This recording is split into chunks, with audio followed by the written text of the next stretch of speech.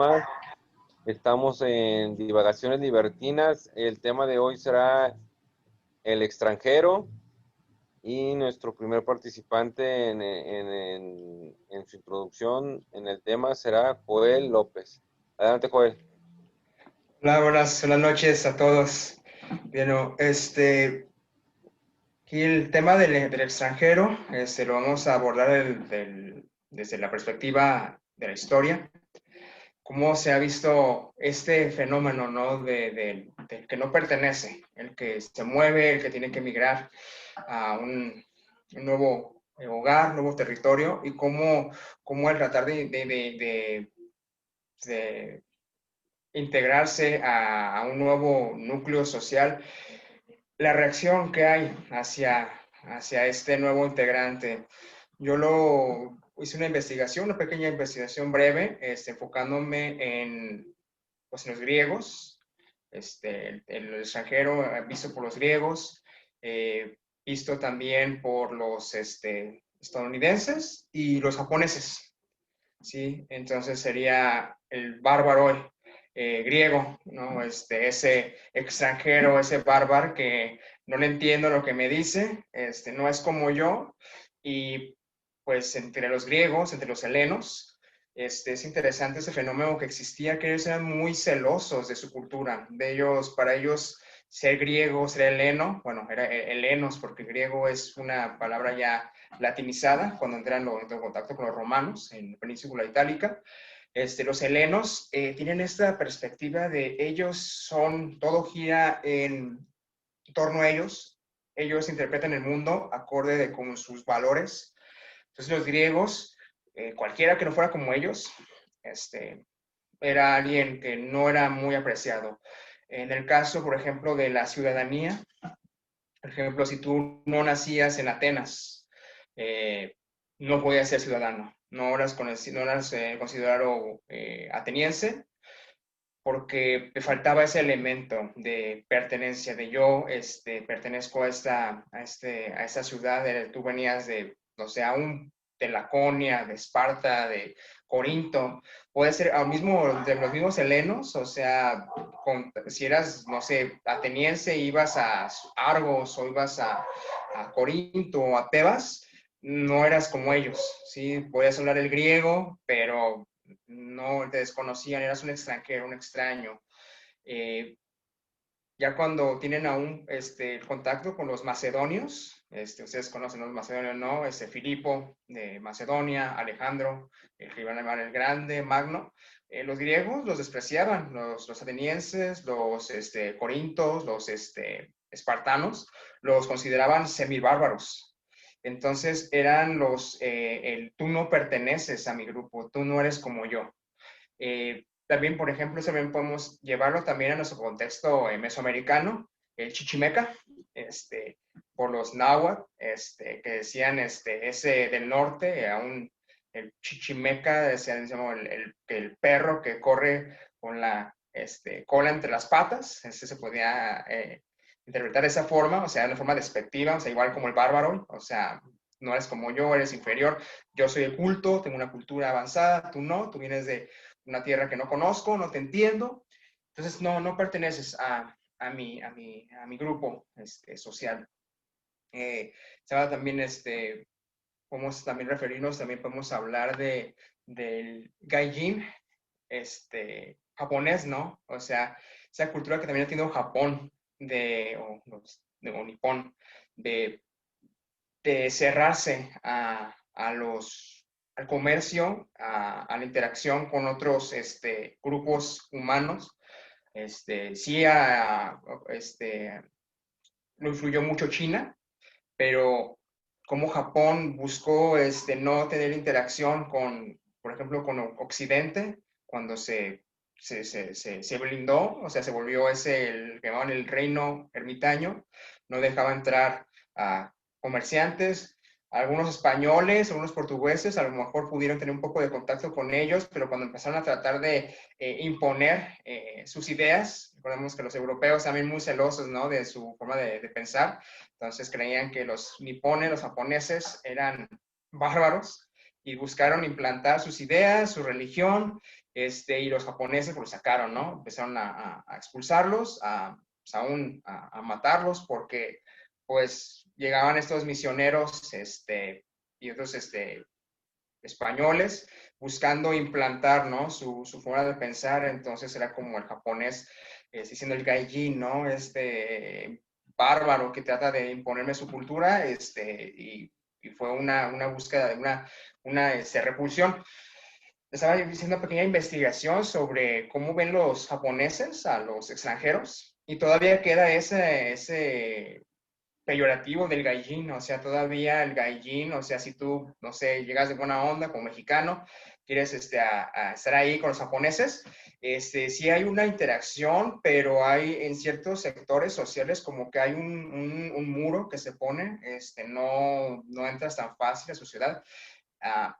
Estaba un testimonio de un hombre que se casó con una chica japonesa y ya llevaba 10 años casado con ella, ya había 10 años viviendo en Tokio y le decían diciendo que seguían diciendo gaijin, o sea, tú no perteneces a nuestra cultura, ¿no? Y era así como difícil para él porque él quería ser japonés, ¿no? Y o sea, yo me casé con mi esposa es japonesa, mis hijos ya son japoneses, pero yo no, o sea, él seguía siendo como el gaijin, y pues él habla acerca de cuando se entrevistó, quiso tomar un trabajo, lo acompañó su esposa y pues el hombre luego pues le habló en japonés pues a la esposa y pues luego utilizó el término gaijin y pues la esposa se enojó, o sea, porque pues oye, o sea, ¿tú qué sientes cuando nos llaman como los Japs, como lo decían los gringos, a los estadounidenses, a los japoneses durante la Segunda Guerra Mundial, o sea, como le no sé, como el, el amarillo, ¿no? O sea, el yellow fellow, ya, o sea, ¿tú cómo sientes? Y, bueno, me siento agredido. ¿Por qué le dices gaijin a él?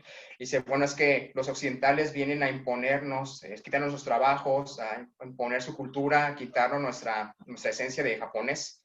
Entonces, ese celo, pues, nacionalista japonés de no querer que el extranjero, pues, tome control, ¿no? De su cultura. No perder la esencia de quiénes son. Y bueno, pues Estados Unidos, ¿no? También tenemos esta historia que Estados Unidos ha tenido como el nativo, ¿no? Se ha tomado ese título para ellos, que ellos siendo inmigrantes, ¿no? O sea, tú tratas de analizar la cultura estadounidense y te das cuenta que es una revoltura, ¿no? De un montón de culturas, alemanes, ingleses, irlandeses, italianos, que hacen una cultura bastante interesante, ¿no? Pero como cultura autóctona estadounidense no existe realmente, y ellos han tratado de buscar esa esencia de decirse, pues, the American, ¿no? Y ese movimiento nativo, se llama nativismo estadounidense, que es mantener la esencia angla en Estados Unidos, no permitir que los alemanes, los irlandeses contaminen su cultura. No sé si han visto la película, bueno, buenísima, de las pandillas de Nueva York.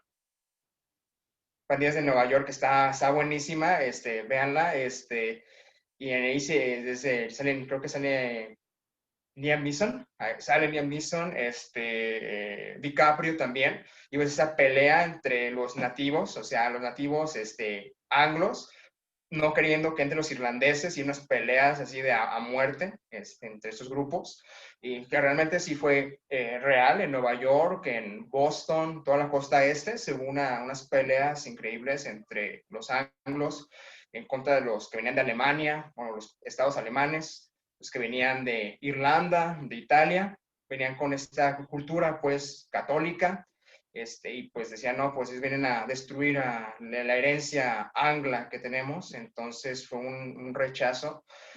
Igual, no sé si, bro, me permites compartir como una caricatura que encontré, está buenísima, lo hizo un historiador irlandés. Bueno, entonces aquí encontré esta caricatura de cómo los estadounidenses tienen a un pánico, ¿no? De que los invadan, ¿no? O sea, que les quiten sus tierras pero pues encontramos, ¿no? O sea, el león, piensa que todos son de su mismo, igual que ellos, ¿no? O sea, el miedo que le tienen a los mexicanos, ¿no? De que los latinos que están entrando en la frontera, su frontera sur, ¿no? O la frontera norte nuestra, bueno, cómo es que ellos se quedaron con los territorios mexicanos, o sea, California, Texas, Nevada, Colorado, pues así ellos empezaron a meter colonos y colonizaron, ¿no? Decían que no iba a ser con armas ni con ni con cañones, con lo que iban a conquistar México, sino con las botas de los colonos. Entonces, para su punto era meter y meter inmigrantes estadounidenses a Texas, a California, para poder quitar a México, que finalmente lo pasó. Entonces, bueno, pues tenemos esto, ¿no? Como el keep out, ¿no? O sea, esa, pues, rechazo estadounidense a los migrantes que venían de países que no fueran anglos, o sea, que no fuera Inglaterra, o sea, especialmente los irlandeses, y bueno, esto no es de 1800, esto empieza desde 1700, poco antes de la independencia de Estados Unidos, todavía cuando era una colonia, todavía había mucho celo, de los American colonists, ¿no? Y que no querían que entraran, gente que no fuera como ellos. Por eso también hay mucha pugna entre el norte y el sur, donde en el sur entraron muchos católicos. Por ejemplo, el estado de Maryland, pues era católico. Georgia, las Carolinas, eran territorios, pues eran ingleses, pero con una fuerte influencia católica. Entonces, a veces esta lucha de los estadounidenses de mantener esa pureza, de ese rechazo hacia el extranjero.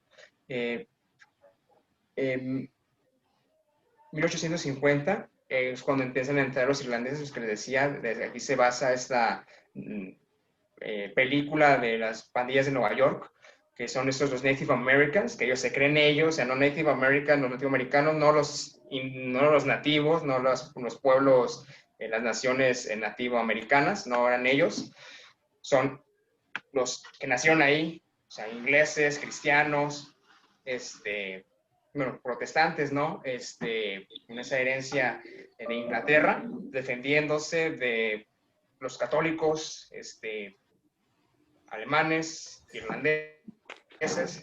Luego se va hacia los chinos, o sea, se rechazó a los chinos, como cuando empezaron a hacer, bueno, después de quitarle a México los territorios de California, traen chinos para que, pues, trabajen en las minas, trabajen en el ferrocarril, que va a unir la costa del Pacífico con el Atlántico. Los usan, pero no son parte de, o sea, ellos no pueden votar, no son ciudadanos, eres pues realmente considerado como esclavo, realmente era un racismo en contra de los chinos, los japoneses. Había propaganda que le llaman la Yellow Menace o la amenaza china o amenaza amarilla. Y bueno, el Ku Klux Klan, el odio hacia los judíos, hacia los mexicanos, hacia los japoneses en los 40s, documentado en los 90s, ahora no, con Donald Trump. Entonces, bueno, eso es algo que a mí quería compartir con ustedes, o sea, cómo es esta idea del extranjero en estas culturas alrededor de la historia, ¿no? Y cómo nuestras culturas, no, ahorita el mundo moderno, pues está asentado sobre mucho bagaje cultural del pasado, ¿no? Y cómo aún sigue latente, ¿no? Este pensamiento racista, desprecio por el extranjero, por el que no pertenece, que a veces piensas que tú no lo tienes, pero a veces creo que en algún grado, creo que todo el mundo y en un punto lo puede llegar a tener, ¿no? Que a veces nosotros como mexicanos sentimos mal cuando maltratan a los mexicanos en Texas, ¿no? Pero hay muchos mexicanos que dicen, el guatemalteco, ¿no? O el hondureño, ¿no? Y ese rechazo a los latinos que están entrando, los colombianos, a los que no son como nosotros, ¿no? Hay desprecio. Estaba hablando con una amiga, y pues ella se enojó, se molestó que le confundieran con una colombiana en España, se molestó mucho, y pues yo dije, ¿por qué te molestas? O sea, ¿qué tiene de malo? O sea, a mí me caen súper bien los colombianos, pero bueno, ella se sintió ofendida porque le dijeron colombiana. Bueno, creo que cada quien, ¿no? Pero creo que es muestra, ¿no? Como que en cada cultura, cada país, cada nación hay ese cierto de rechazo hacia la cultura extranjera. Bueno, esa es mi aportación.